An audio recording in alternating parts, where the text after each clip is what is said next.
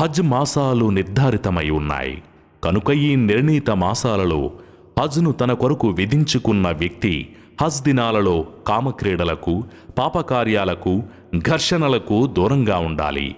మీరు ఏ సత్కార్యం చేసినా దాని గురించి అల్లాహ్కు తెలుసు. ప్రయాణ సామగ్రిని వెంట తీసుకెళ్ళండి. అయితే అన్నింటికంటే అత్యుత్తమ సామగ్రి దైవభీతి కనుక ఓ బుద్ధిమంతులారా, నాకు భయపడుతూ ఉండండి. మీరు గనక మీ ప్రభువు అనుగ్రహాన్ని అన్వేషిస్తే అందులో తప్పేమీ లేదు. మీరు అరఫాత్ నుండి తిరిగి వస్తున్నప్పుడు మష్ అరే హరాం వద్ద దైవనామాన్ని స్మరించండి. ఆయన సూచించిన విధంగానే ఆయన నామస్మరణ చేయండి. ఇంతకు మునుపైతే మీరు దారి తప్పి ఉన్నారు.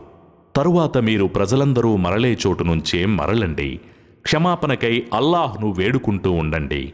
నిస్సందేహంగా అల్లాహ్ క్షమించేవాడు, కనికరించేవాడు. హజ్ క్రియలన్నింటినీ నిర్వర్తించిన తరువాత అల్లాహ్ను ధ్యానించండి. మీ తాత ముత్తాతలను జ్ఞాపకం చేసుకున్నట్లే ఇంకా అంతకంటే అధికంగానే అల్లాహ్ను జ్ఞాపకం చేయండి.